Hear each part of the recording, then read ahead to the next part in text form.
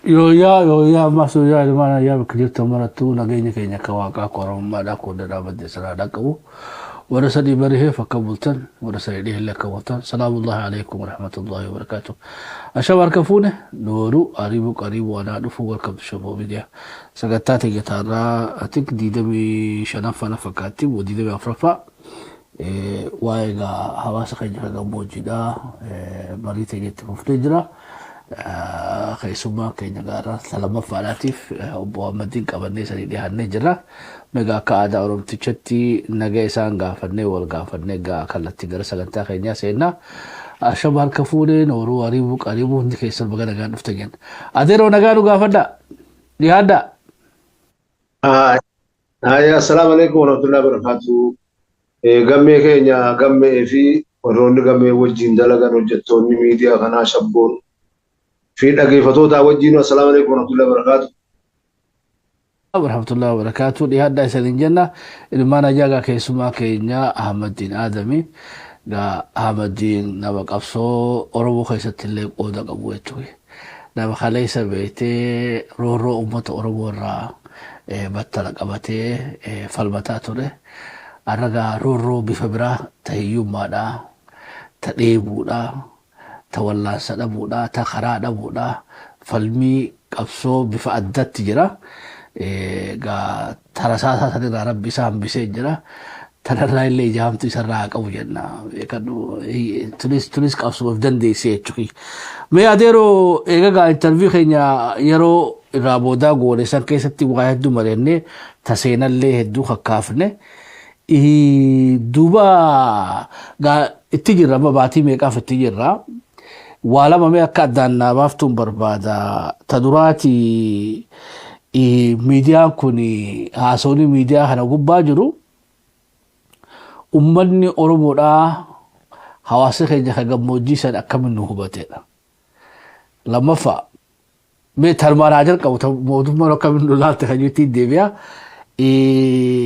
wan asirra dabar sinuhan ummanni oromoda akamitti numadale akkamitti nuhubate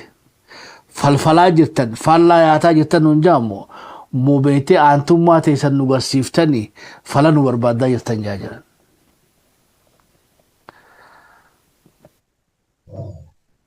Bismillah alhamdulillah. Obboleessayya wallahi rabbiif galanne haa gayu alhamdulillah kennaa rabbiiti dura miidiyaan kennaa rabbiiti zabana dura meeshaa qunnamtii tokkollee hidhamne namuu bakka jirutti hidhamee hidhaa tatta abbaan manaa hidha jira jaartiin hidha jirti ollaan ollarraa hidha jira mangistii jirtu immoo haala gabroomsaa turraan hidhee jira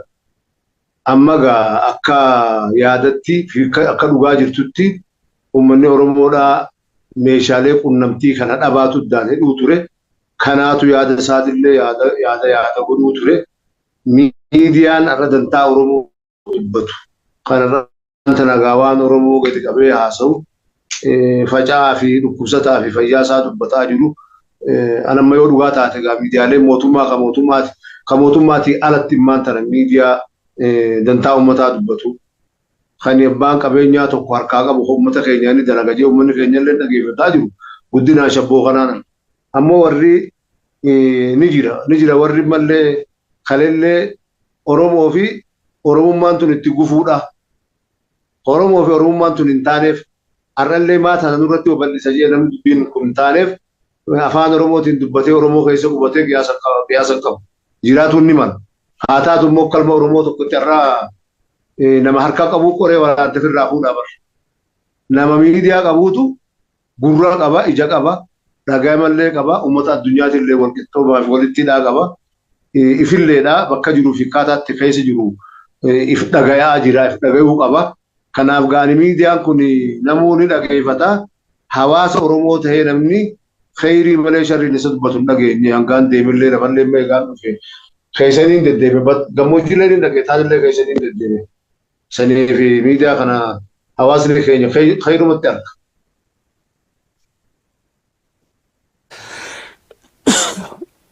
carraa harkattee hojjetee siyaasawtee jechuudha warra maslaagaa carraa miidiyaa hordofuu danda'anii fi mee gammoojjii fagoo sanillee dhaqi shabboochuun tun gurrarraa isaan baatee jechuun yoo dhaamsa keenyallee ta'uu baate waan itti jiru quba qabani. Quba qaban. Yeroo warraan tanaa kana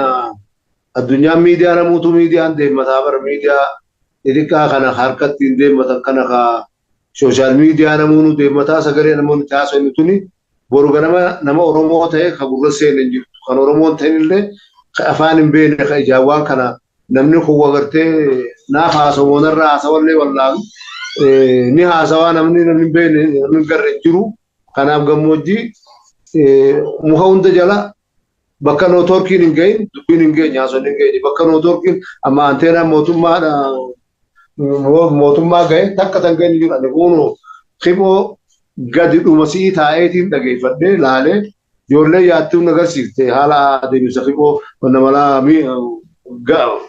miidiyaa shabboo kunoo kana jedhanii waan nuti haasofnu hundaa quba qaban abaluun dubbannee quba qaban akkasitti kaniin irratti harkeessi jira kaniin nagaafatee natti dubbatee waan gaariitti jirtanii jabaadhaa juus ni jiru galatoomaa kajuu hangasiin arge. Gammoojjii tanarraa gaamamee hagam takka achi fagoo jechuun haga beektee gaara leencaa geenye moo hagam takka achi fagaannee jechuun gammoojjii tana keessa. Wanni tana jennuufi beeka nu dalagaan teenya amma wanni ifaaju jirruuf gurra ummataa dhaqqabuudhaaf yoo gurra ummataa dhaqqabne haa takka isa raadonoo ta'a wayi waan biraa barbaadnaaf jechuun hagam takka gammoojjii tana keessa achi seenee jira miidiyaan kuni ummanni keenyoo miidiyaa kan hagam takka beekaa jechuun.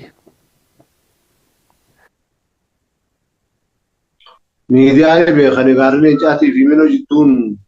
kiiloomeetira 30 telefoonni ni dalagachitti magaalaan minoo magaalaan nama akkasii suni araddaan hundi magaalaan hundi qaceela dhageeffatanii gurraa qabanamu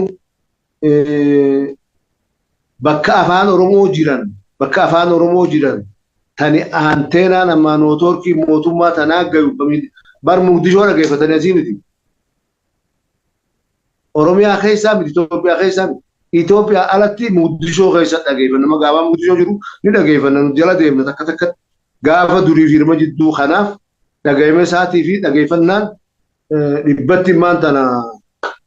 75 amma 80 ummanni Oromoo onnummaan dhageeffatu umma guddateessu. Miidiyaa mootummaa malee miidiyaan namni dhageeffatu so miidiyaa shabboo dhageeffatanidha. Duba gaa hojii baatii beekatti jiru kana mootummaan hagam takka dhageessee jechuudha. Dhiibbaa uumuu dandeenye isaanoo ni caqase moo ni caqasan kaabinee fi kaadiree noo.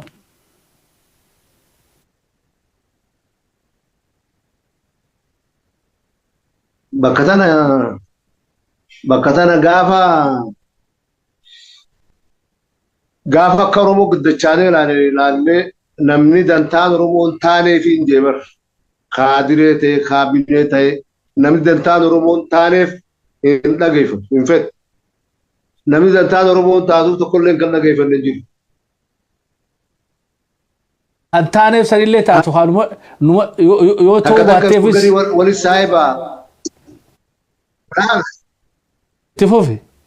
Kaadirootoo mootummaa tokko dubbatee waan dalagaa uummataa akka fedhetti haa oofu waan fedhe haa dalagu waan fedhe haa dubbatu numa qofa narrabsinii nutti himina naan jedha nu gaafta namni tokko akkas naan jedha. Manurraa dhiisaa jedhan. Laakiin arraballee waan jira ammoo wanni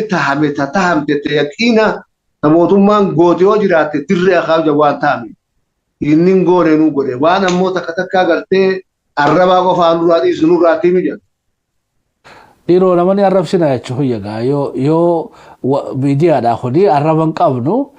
yoo gaa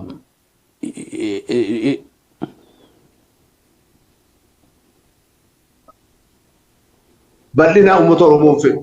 guddina keenya hin fedhu guddina siyaasaa keenyaa hawaasa keenyaa diinagdee keenyaa hin fedhu hin ta'uuf sanii arraba. Kan ammoo guddina keenya fedhu kan mallee maaliin siin jedha diinagdee keenya siyaasaa keenya hawaasa keenya fedhu guddatu fedhu bal'ina keenya fedhu ni ta'a.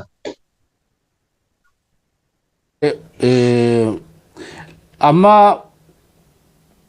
wanni biraa tanis gaafachuu barbaadu keessa mee warra beetee gaa dhimmi ilaalu jechuudha. Aanaa gubbatti haa taatu, araddaa gubbatti haa taatu, hamma godinatti hojiileen gara miidiyaadhaan dalayne tuni rakkoo hawaasa sanii gurra silaa warra waa godhuu danda'u biraan geenye mootummaanoo beetee waan nuti asirraa ibsaa jiru tana itti dirqii taatee amma beetee yoo dhageenis dhagahee yoo lash godhees dirqamee hawaasa kanaaf waa godhuudhaaf wanni sochiidhaa taate irra biratti gartanii jirti jechuudha.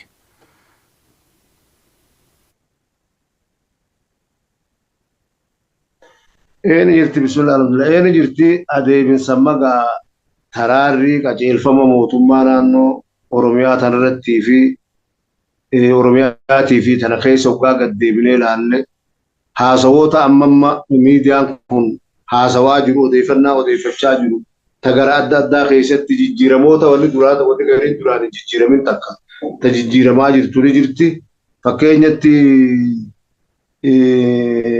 haala ummataa keessa waggaa mootummaa gallaallu xiqqoo bakki jiru karoorri mootummaatii fi hojjettoonni mootummaa kun gariin isaanii wal dhabuun ni mala. Haa taatu immoo miila kana haala kanaan amma yaadni mootummaa fi miidiyaan kun amma dabarsu amma walitti dhiyaata walitti dhiyeenya bareedaa qaba. Kanaaf duba gaa fudhatamallee mani qaba. Wanni takka tan immaan tana eega miidiyaan kun jalqabe tottolaa jiraanii jirti. Asirratti dubbanne ta isaan sirreeffatan ta ummanni keenyallee beetee wayyaatti arke maal fa'aa jira jechuudha.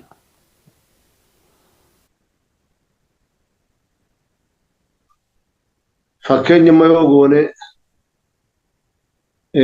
waa'ee rakkoo takka amma akka bishaanii kana fa'aa kabajamtuun obbo Miskii Mahammad dhageessamma isiin dhihoo tana gara aanaa burqaatii fi kana gadhayti irratti bishaan bahanni jiran laga bareeda bakka jamtutti bareedaan icaa bakka jamtutti bishaan bahanni jirani sunilleen adeemsuma kanaa fi tilmaama yookiin wal gagarsiisaa wanni kun namoota haala jiruu fi keessa jiru ilmaan Oromoo dantaa uummata fiitii yaadee wal garsiisu wal qabattee adeemsisiidhaa suni adeemsa uummata illeedhaaf furmaata ta'e bishaan sanillee baase uummatni illee isii fudhateetti illee dhaga'uuni ta'e sanillee dubagaa adeemsuma haala kanarraa tokko tana waan egaa amma juun dura dursee kabajamtuu teenya bullettii teenya